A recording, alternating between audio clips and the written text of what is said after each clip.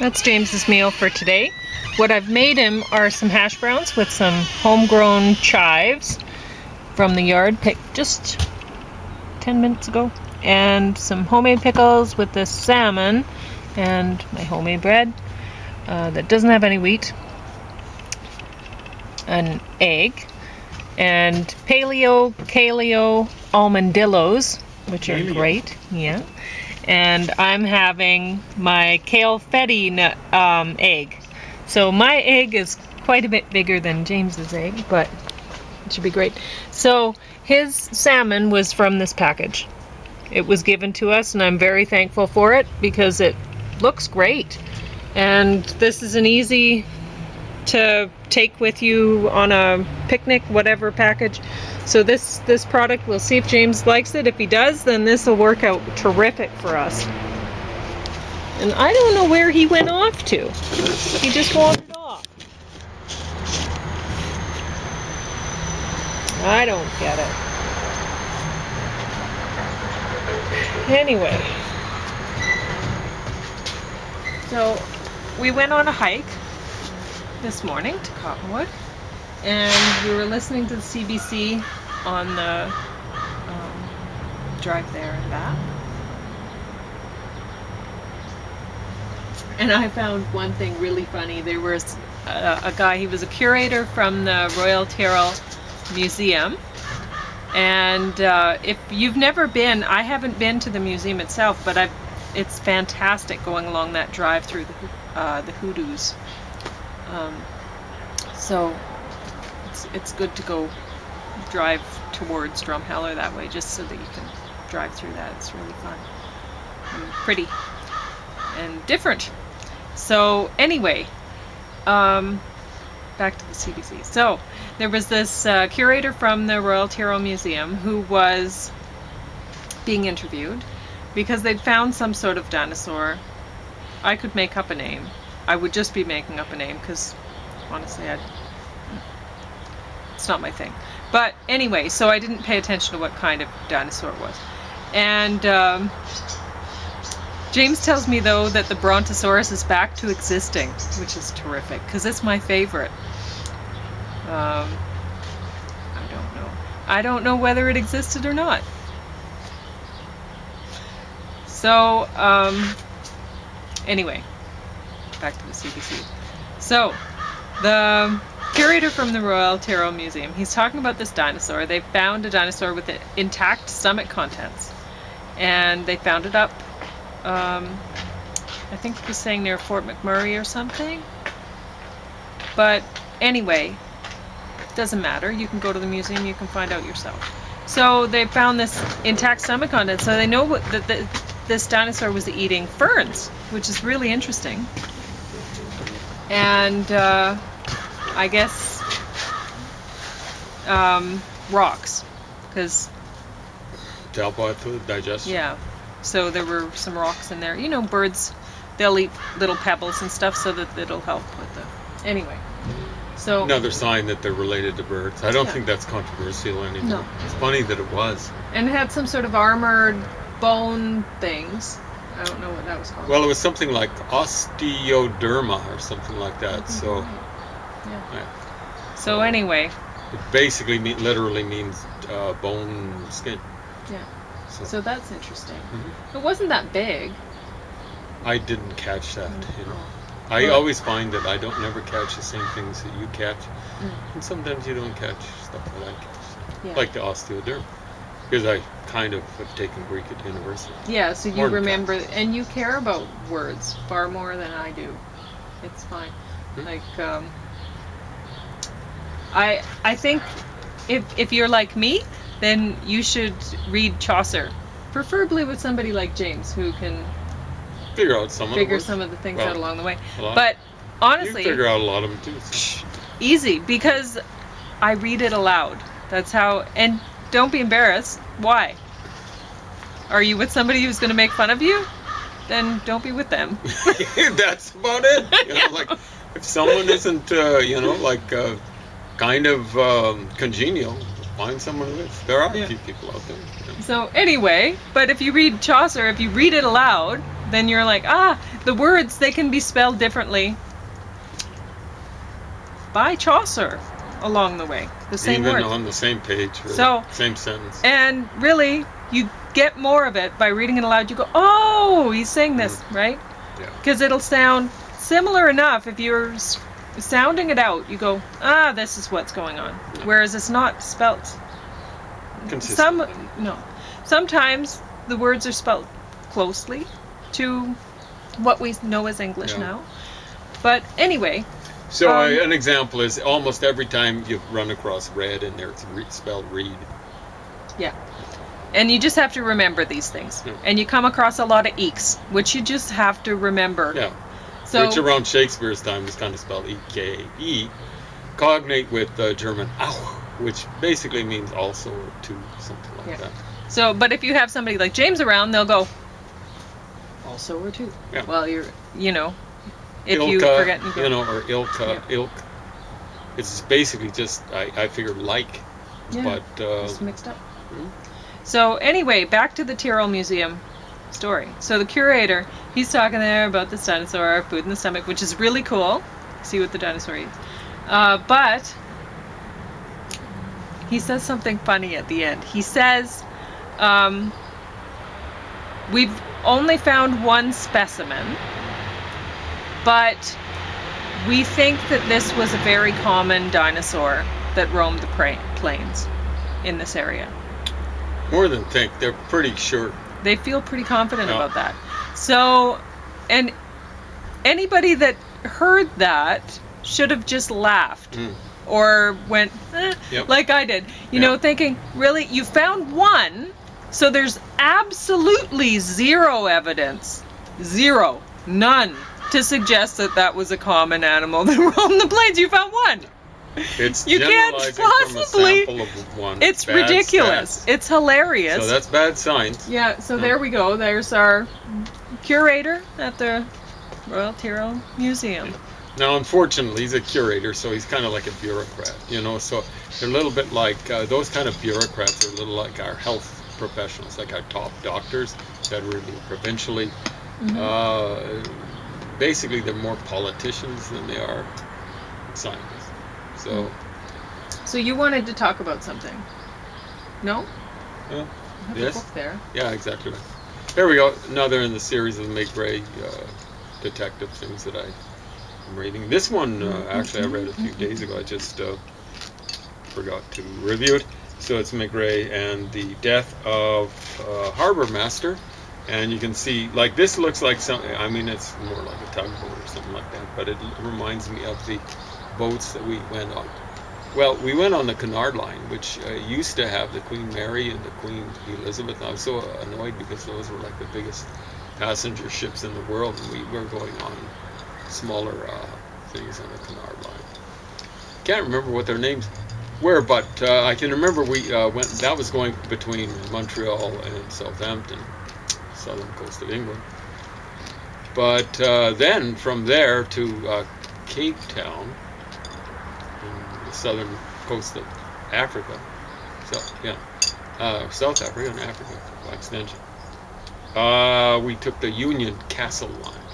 I can remember taking the Athlone Castle. They all had castle names. They were named after castles, and I think they were all in Britain, right? And they had this kind of color to them, like black here, white here. And as I recall, the smokestacks were red and black. Maybe they were. I think down here they were kind of like purple. It was a weird kind of color combination. But now that I think about it. Anyway, this thing takes place, as I recall, in Ouistreham. And I'm going, wow, that's amazing.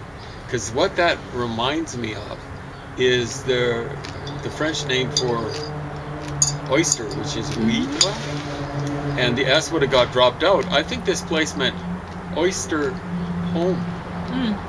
And it's weird because the ham, you see, that's Germanic. It's Heim in English, ham in German. And of course it's on the northern coast of France, in a place called Normandy, and that's Norseman D or whatever. So it was taken over by Vikings. I think the exact date is 9/11. God, I love these things. Yeah, they're delicious. pretty fascinating. They look like geodes. As you Yes. say. And I invented the recipe. There you go. See. If you want to make them, I put it on years ago. There you go. And then So you you made can them make and you froze just them, like right? this.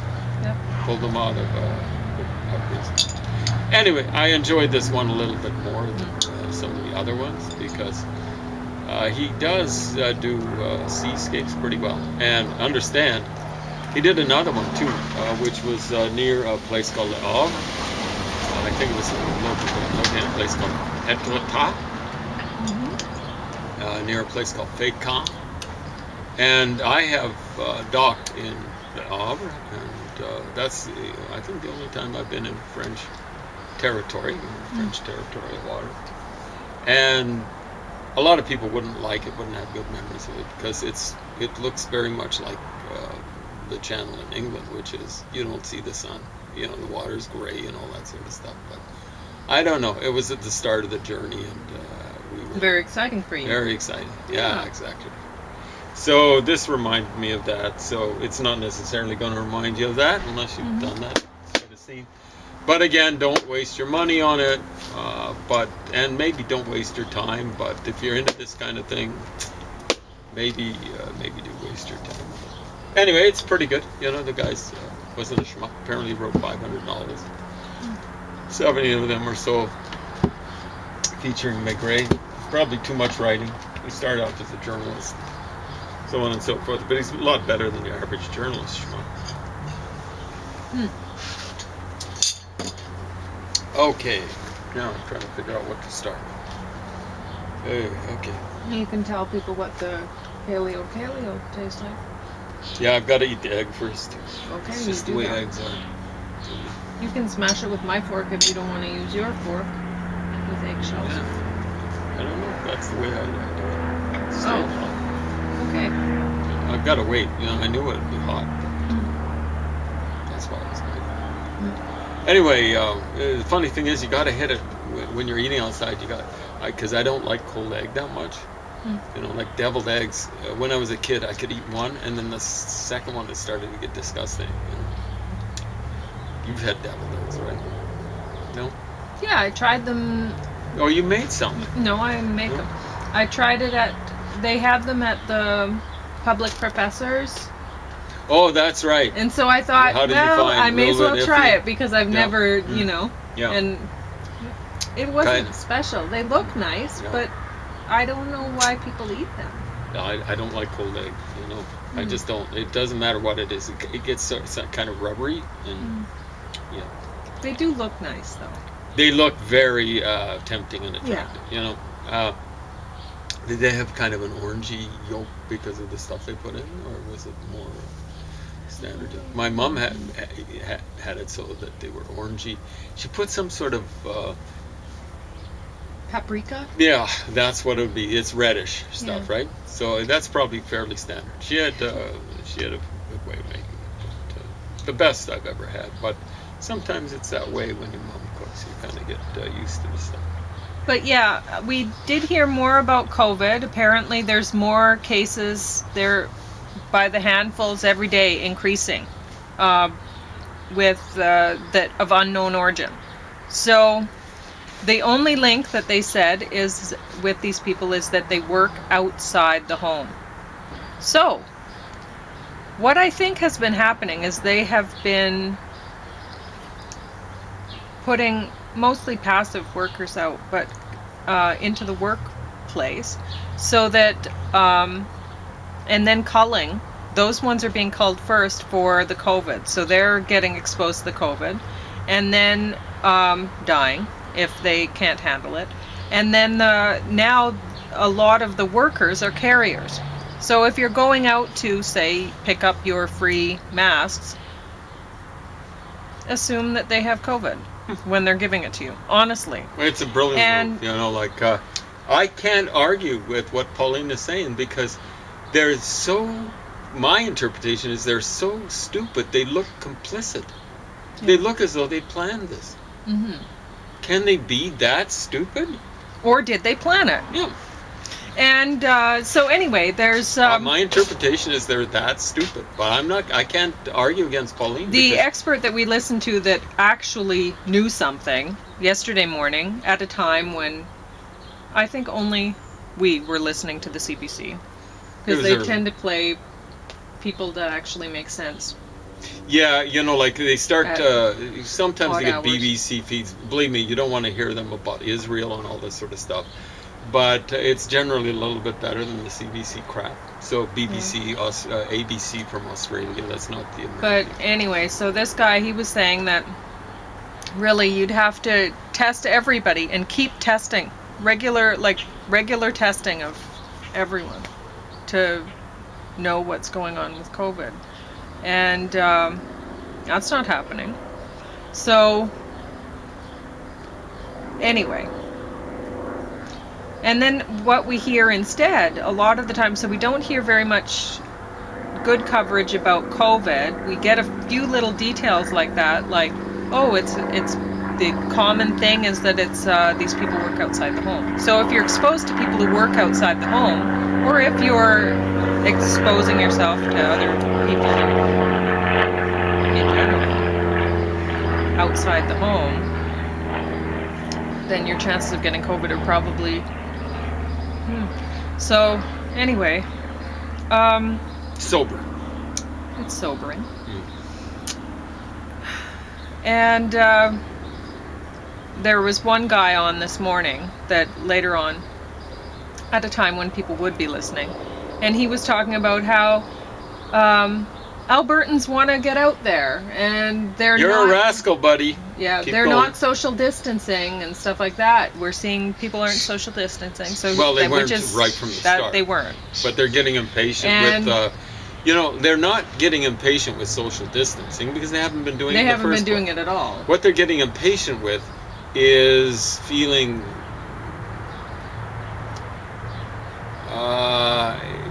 as though they should be feeling guilty about not social distancing. That's what they're getting impatient. Yeah. Because they have rights. We've taken you with us on a couple of our hikes now to two to Alexander Wilderness Park and one to Cottonwood Park now. And did you see any other people on the video? No, they're not doing it. They're not going there. Where are they going? Tim Hortons, whatever. I don't know. But why? We're not running across. We're not having to worry that much about running into other people. Oh, we go early. Yeah, but still, there's very few people. We've run across a few people out at Alexander Wilderness Park. No one today. Nobody today. Cottonwood. And very few. So, and the people that are out are social distancing. They'll... from us, they haven't come close to us. Well, that first time when we went down to that was bad. Yeah, that was not good. They were young pups and young and foolish and Anyway. But anyway, so what we hear more of on the CBC are reporters trying to encourage us to get out, and they won't say directly, go out and get a haircut. It's your duty or anything like that. But what they'll say is there'll be two reporters talking about, oh boy, I'm shaggy. I sure need a haircut. And it's like, you're on the radio. Who cares? And why are you talking about this, right? Why would they be? Other than if it weren't for trying to get you to go out and get a haircut, right? Stupid. Why would they be talking about it? And, are you going to celebrate now that they're opening up the restaurants? Darn tootin'! Yeah, I'm going to get out there. Yeah. Hey, just because you're allowed to do something doesn't make it moral. And it's illegal, but it's not moral. Mm-hmm. So, I don't know. Do you want to catch COVID? Do you want to be? You won't know if you're a carrier. Yeah. Do you want to spread it around and kill some elderly men or whatever? Like, honestly. Exercise your rights. Kill someone. Get away with it. Kill a bunch of people. God. What was that one doctor, 150 people they had to check, and 6 people hospitalized, 2 in ICU? Hey, you can do it now, and here in Alberta. Go for it. Yeah? Exercise your rights. You can kill someone. Yeah, it's terrible. We're not actually. James is I'm making being fun. ironic Yeah, for you dumbos it's out not there. actually saying, because we think that you should be at home or hiking, and in a responsible way, making sure that you're Staying away from people. don't touch anything. Like, I'm not touching the plants. Don't touch the plants. Yeah. Because somebody else might have touched them. And Goats don't might go have to touched a- them. Don't go to a dog. And then the goats might get COVID. Yeah. And then the goats are Yeah. spreading COVID around everywhere. Yeah. Who knows? Who knows? Jesus. What? Another. But I interesting- did want to. Oh, keep going. Oh. You do talk. I wanted to talk about that guy that was saying Albertans are getting antsy because Oh. what they should be saying, these guys who are semi-experts or whatever, is, hey, you guys are getting antsy. You haven't been practicing social distancing properly. You know, when people have been kind of riding herd, yeah, kind of, sort of. What you're getting impatient with is feeling semi-guilty about it. You haven't been doing it. And what they should be saying is, look, we've got very few people in ICU. I think it's 6 people or something like that. Not too many in hospital and stuff like that. The number of cases is going down. We can, if you want, we can open it up, and it'll be like Italy again. You know, with you can blow our healthcare system all out of smithereens. And what they should be doing every day is talking about what happened in Italy, and you know, like showing how the numbers just go up astronomically if you let it go. We can let it go around the world. Understand? And if you get the level of an infection that happened in High River, you can have people working together like that, no controls and stuff like that, and here's what the numbers are. It's half the people get infected. It would be more if people were working that closely together, because it was half, and then they pulled the plug on it. They closed the shop down. So when I say half, that's a minimal number, okay? And then Italy got up to, I believe it was something like 12%. I'm going to go a little bit below that because Italy has a fairly old had an old population. For death rate? For the death rate. Yeah. So we're going to go 10%. Hold on a second. If you get half the people's world infected, what is the world's population now? Is it, we'll say it's 7 billion, but it's over that, I think. But anyway. Okay, if you get half of them infected, it's 7.5 billion. If you had 10% of those dying, it's 3.5 billion. If you get 10% of those dying, that's 350,000 people dead. Do you want that? Do you care? But yeah, that's what the numbers are, and that's what they should be telling people. Yeah, but I think a lot of people don't care. They don't. If that many people die, they just don't So long want as it it's to not be them. Yeah. Or possibly they might care about a few people in their family, a couple friends. Yeah. But as long as it's not them, Yeah. that's fine. Yeah. Yeah. And I think that's really. But what they we're should be seeing. But mentioning the Spanish flu, when, you know, a lot of those people that wouldn't care would be young pups. Mm-hmm. Where the young pups went with the second wave were taken out selectively. Yeah, but No. the fact is, we don't know what's going to happen? going to happen with this flu. We don't know what there might be long-term effects. There might be long-term, for So- example, neurological effects. Yes. Stuff that We're will stay seeing with you for as neurological long as you damage in the live, kids. and you won't necessarily live as long as you would otherwise expect to. And So- you might have a really unpleasant life. Pretty unpleasant It might be life. painful. Yeah.